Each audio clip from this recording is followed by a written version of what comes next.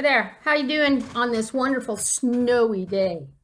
I wanted to carry on with the sensory signals. It's like a sensory signal part two. But I'd like to share just some brief definitions in regards to some words. And those one of those words is what's called vestibular.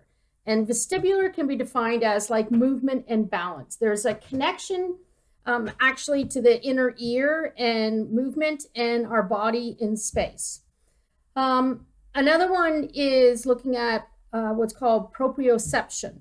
And it can be defined as that motion of moving, motion of pushing and pulling, something that includes weight, heaviness, something that involves like hard work.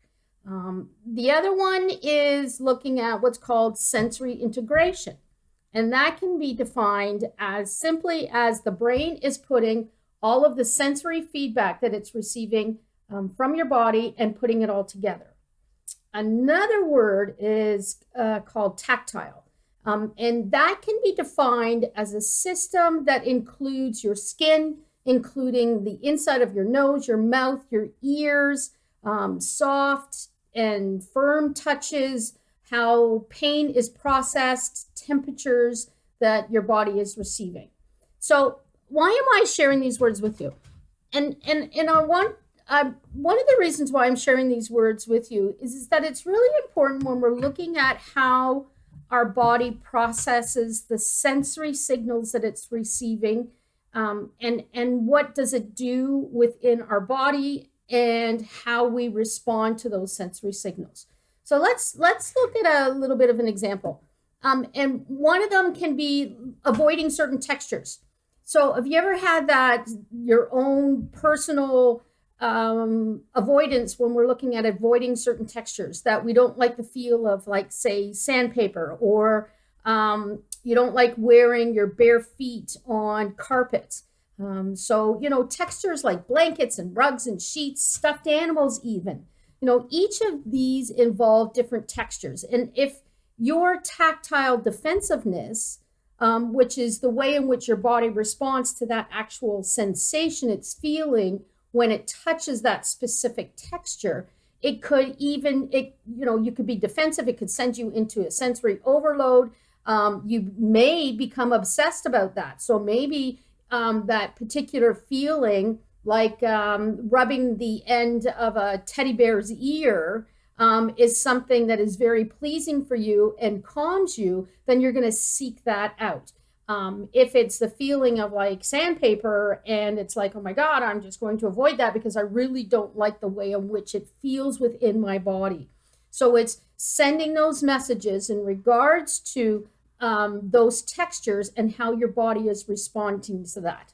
You may, again, it's that idea of detecting that slightest change in how your body is responding. So it could be pleasant, could be painful, could be actually even noxious, right? Like it could actually make you physically feel sick.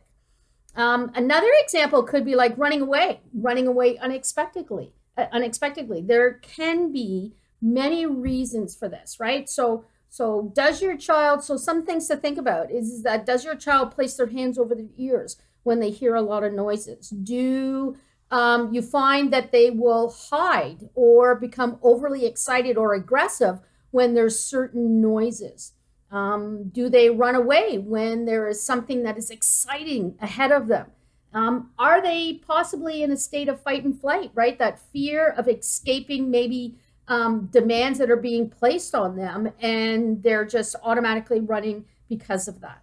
There's lots of different reasons when we look at the way in which our body responds to that external stimulation. Here's another example. You don't like washing your hands, or children don't like washing their hands. So let's think about that a little bit, right? The amount of the sensory parts that are involved in that information coming into the body. So there's a great deal of tactile feedback that's coming back, right? So the hot, the cold water, the warm water, the water running directly on the hands, the use of the actual soap itself, how it feels, even pumping. you're getting that feedback coming back into your body, and the brain processing that information and then sending out a signal, right? How the soap feels on the hands, turning the taps on and off, the sounds actually of the water running, the motion and the finger dexterity that's actually required in regards to using the pump soap or turning the taps on and off, the drying of their hands, the feel of the towel, rubbing your hands on the towel and the sounds that that might make, or even just the sounds coming from the bathroom, the lights coming from the bathroom and like the echoes of the sounds, even the smells that are in the bathroom. Now there's the typical smells that are in the bathroom, but sometimes what we tend to do is that we'll put smells like a fruity smell or a flower smell, something to smell in the room to make the room smell nice. That smell in itself could be an over sensory signal coming from that particular environment to that particular child and how that child or person responds to that. So all of these sensory experiences together, individually, together or individually, can create a sensory response. And that response could be to avoid washing their hands. There could be a response of increased behaviors. There could be a response of running away from the task of even just washing their hands. So these are just like a few examples of how sensory integration, stimulation, and signals affect us in many different ways.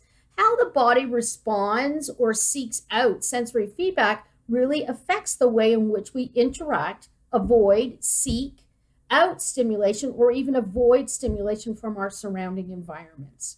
So the next time that you see yourself or your child responding to their environment, a request that you may have made, or a transition, or some being particular about something like their food being touched on their plates, or their clothes. How sometimes when you put on your coat or a sweater, and your sleeves will all bunch up, or your pants will all bunch up when you put on snow pants, and children really wanting to have that material pulled down. Or even adults. I know myself, it's like if I've got something creeping up on my leg, I've got to pull that down because it doesn't make me feel comfortable.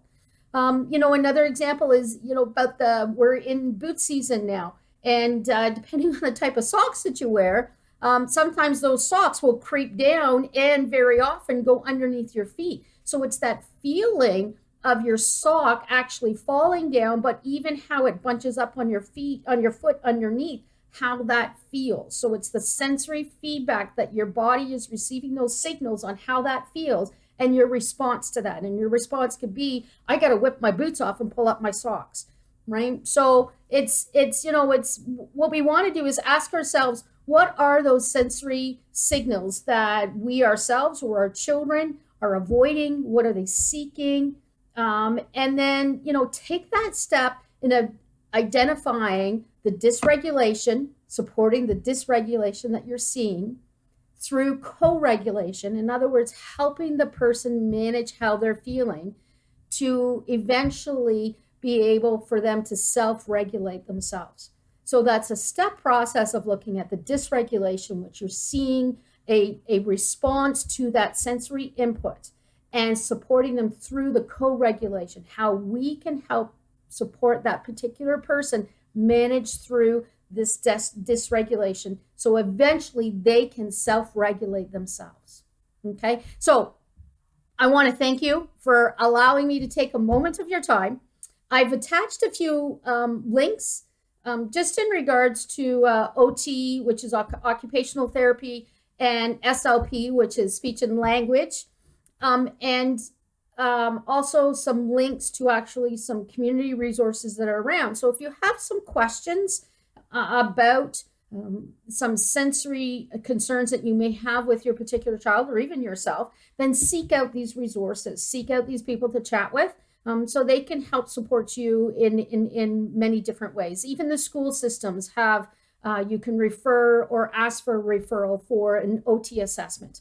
Or a speech and language assessment for your child that's within the school system if they're not already connected to other services in the community. All right. So I want to thank you for allowing me to take a moment of your time and enjoy the snow outside. And you take care.